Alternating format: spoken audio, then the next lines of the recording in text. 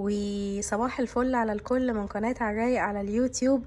النهاردة يا جماعة هعمل لكم انبوكسنج او فتح للعلبة بتاعة موكا بوت بريكا بتاعة شركة بياليتي الايطالية الشهيرة.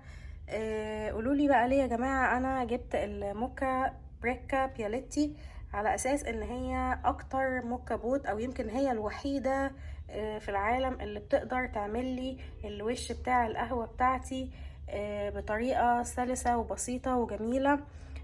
فالنهاردة انا معايا السخان بتاع فريش الكهربائي، ومعايا ازازة مية علشان استعملها في عمل القهوة بتاعتي، ومعايا بس اكيد مش هستخدمها كلها طبعا، ومعايا قهوة مطحونة طحنة موكا بوت بريكا اسمها كافيه فرنيانو، ومعايا كوب برازيلي بتاع الاسبريسو والقهوة وكل الحاجات دي كلها. يلا بينا نفتح مع بعض الماشين بتاعة البياليتي الموكا بوت بريكا ونشوف جواها ايه، وتعرفوا طريقة الاستعمال ازاي، ونطلع منها ونستخلص منها احلى قهوة في الدنيا.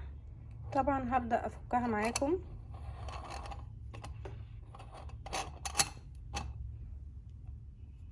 تمام، ده بيبقى اللي بيطلع منه القهوة، بيطلع من الصمام ده وزي اخو الناحية دي. دلوقتي بقى هبدأ املى المية لغاية او تانك المية لغاية الصمام ده بالشكل ده.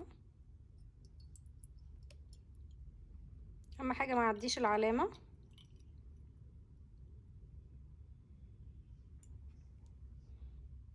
تمام كده. ودلوقتي ابدأ احط البن بتاعي في الباسكت. طبعا انا هاخد كده بالمعلقة دي او بالسبون دي. اعتقد ان الباسكت بياخد حوالي 18 جرام، بس انا لسه ما جبتش الميزان بصراحة، ف بحط على قد الباسكت. اهم حاجة واحنا بنحط البن في الباسكت يكون شكله متجانس وما يعديش الحيز بتاع الباسكت، ولا اقل منه ولا اكتر منه بالظبط. واهم تركية في الموضوع ان انا ما اضغطش الباسكت، ما اعملوش كبس زي الماشين بتاعه الاسبريسو في الباسكت المضغوط والمكشوف. لا، انا بس بقى ايه، بحاول ان انا اوزنه واوزعه كده بطريقه حلوه، لان دي حسب التوصيات بتاعه شركه بياليتي ان ما يتمش اي كبس في البن بتاعنا خالص. بوزعه كده بس بايدي، يعني لمس كده خفيف، لمسات خفيفه، بحيث ان انا احاول اوزع البن في الباسكت من غير ما اضغطه خالص، اخليه بس شكله كده متجانس وقد بعض وخلاص، الشكل اللي انتوا شايفينه ده. بعد كده هبدأ ان انا اجيب التانك بتاع المية واحط فيه الباسكت بتاعي زي ما انتم شايفين بالطريقة دي، واقفل البريكة بتاعتي بمنتهى السهولة والبساطة زي ما انتم شايفين الطريقة دي كده. اقفلها باحكام كويس جدا، وابدأ اشغل السخان بتاعي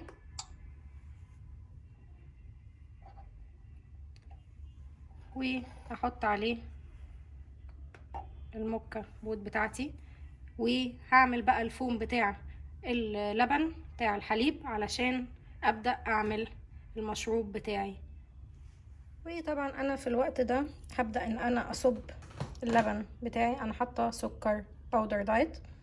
هبدأ ان انا اصب اللبن بتاعي، الكمية بتاعته لازم تكون اكبر من الفوم على اساس ان انا هحضر مشروب اللاتيه المفضل لقلبي. وهبدأ استنى على القهوة ان هي تطلع لي من الصمامين دول. وفي خلال الوقت ده هبدأ اعمل بالفرنش بريس الفوم بتاعي.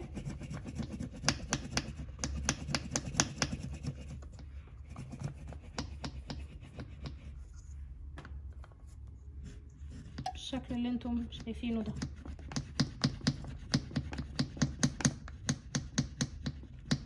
طبعا طبعا سامحوني، انا جيت بقى على البوتاجاز على اساس ان انا احضر لكم القهوه بطريقه اسرع، لان حسيت ان الفيديو هياخد وقت طويل جدا عقبال ما اعملها لكم بالسخان، فقلت اعملها القهوه احسن كده.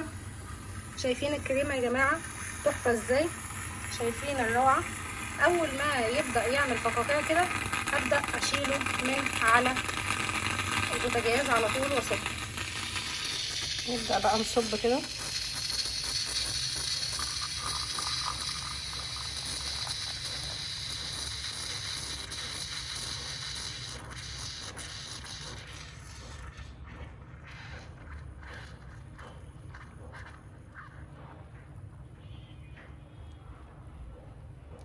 وده شكل الكريمة بتاعتها.